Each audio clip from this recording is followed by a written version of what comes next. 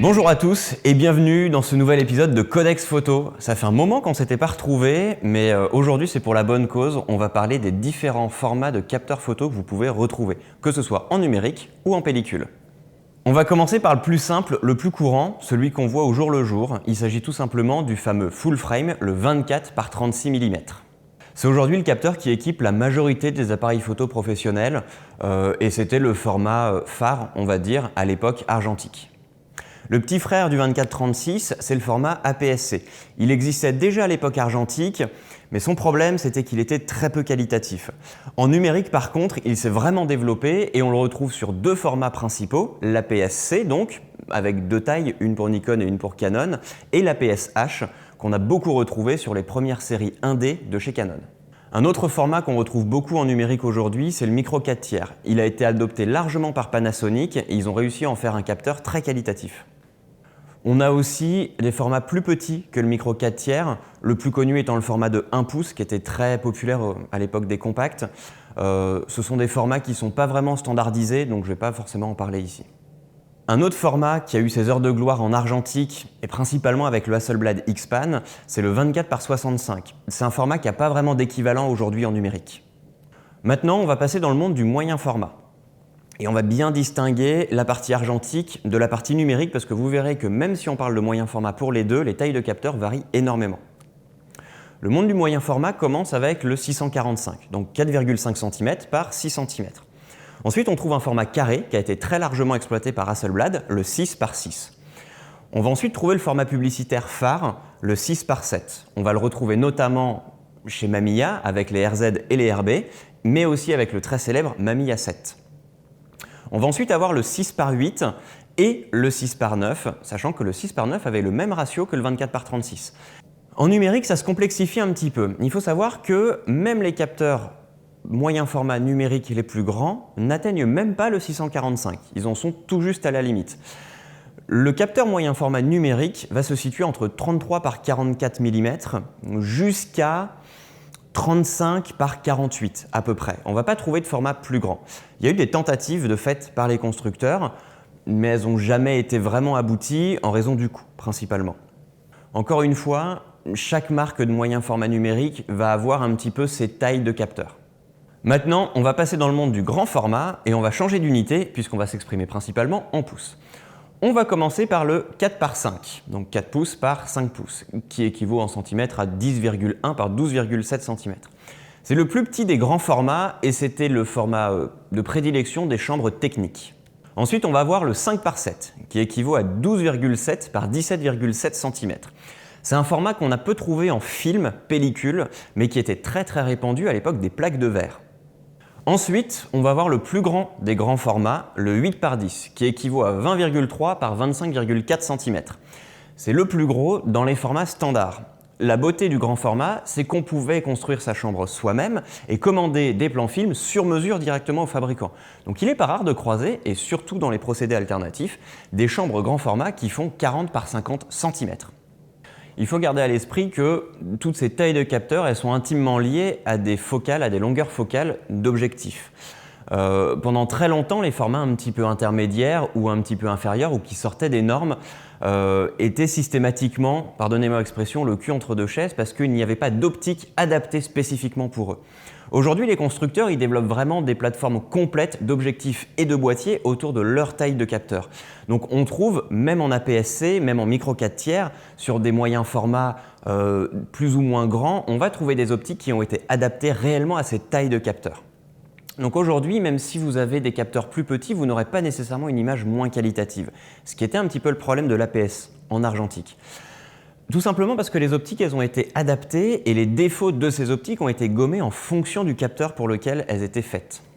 Évidemment, lorsque vous rentrerez dans le monde du moyen format, et ce même en numérique, et ensuite du grand format en argentique, vous allez trouver des capteurs avec des propriétés différentes, avec un modelé du flou qui va être différent, avec un rendu des tons qui est différent. Mais tous ces détails-là, ils ne sont pas tant liés à la taille du capteur, à sa surface, qu'à sa technologie et au traitement qui est ensuite appliqué au signal. Le modelé qu'on va gagner en moyen format va être aussi en fonction de la qualité du processeur et de la qualité du capteur à la base. Je vais prendre comme exemple, et je vous en parlais tout à l'heure, les grands formats en numérique. Il y a eu une tentative sur Kickstarter, je crois, il y a quelques temps, quelques mois ou années, d'un format 8 par 10 avec un capteur numérique. C'était un capteur de 12 millions de pixels et le résultat était très peu convaincant, pas nécessairement à cause de sa définition, mais principalement à cause du manque de finesse dans le traitement du signal. Créer un capteur, ça ne s'improvise pas. Aujourd'hui, sur toute la gamme des appareils photo et tous les formats confondus, on trouve quelques constructeurs qui fournissent parfois même leurs concurrents. Les marques fonctionnent aujourd'hui la main dans la main et il faut voir qu'au-delà du capteur et au-delà de sa taille, ce qui est très important, c'est le traitement du signal et ensuite surtout la retouche que vous allez faire derrière. Vous pouvez très facilement dégrader une image en appliquant de mauvaises retouches, mais la retouche, on garde ça pour un prochain épisode de Codex Photo. Alors une question qu'on peut se poser, c'est pourquoi est-ce qu'à une époque, les formats devenaient de plus en plus grands ? On part d'un format qui fait 2,5 cm par 3,5 cm en gros pour le 24-36, puis on va le multiplier par 3, par 4, par 5 et probablement par plus d'une dizaine pour arriver jusqu'au 8-10. Il faut comprendre que les méthodes de tirage à l'époque, c'était sous agrandisseur et donc par projection à travers notre négatif qui était la source et ensuite sur une surface plus grande. Donc il y avait en compte un facteur d'agrandissement à prendre en compte dans l'équation. Et si on combine ça au grain argentique, qui était la finesse de notre image, en fait, l'équivalent de la quantité de pixels aujourd'hui qu'on a, eh bien en fait on se retrouvait avec d'énormes limitations à tirer un petit négatif sur une très grande surface derrière. Et le seul moyen pour contrer cet effet-là, eh bien c'était d'agrandir la source, d'agrandir le négatif pour avoir un facteur de reproduction entre la source et le format final moins élevé, et donc moins voir les grains d'argent, etc., etc. Alors évidemment, les fournisseurs et les fabricants de pellicules développaient des émulsions de plus en plus fines, mais il n'empêche que le grain d'argent avait une taille minimum et que si on agrandissait trop une petite source, eh bien ce grain d'argent, on finissait par le voir. Pour certaines applications artistiques, et aujourd'hui d'une manière générale, c'est presque quelque chose qu'on recherche. Mais il faut savoir qu'à l'époque, ce grain, il était presque considéré comme un défaut et on voulait le gommer à tout prix. Aujourd'hui, on a des capteurs qui sont plus petits que ce qu'on pouvait trouver en moyen format en argentique, mais avec des définitions qui sont plus importantes. On parle de 150 millions de pixels, de 100 millions de pixels et de 50 pour la moyenne entre guillemets. Avec ces fichiers-là, on peut atteindre des impressions en format natif à partir du 50-75. Un 50 millions de pixels donne une impression native en 50 par 75. Vous imaginez donc que le rapport d'agrandissement entre le petit format d'un 33 par 44 mm par exemple en 50 millions de pixels vers une sortie en 50 par 75 est énorme et c'est quelque chose qu'on aurait eu beaucoup de mal à atteindre en argentique.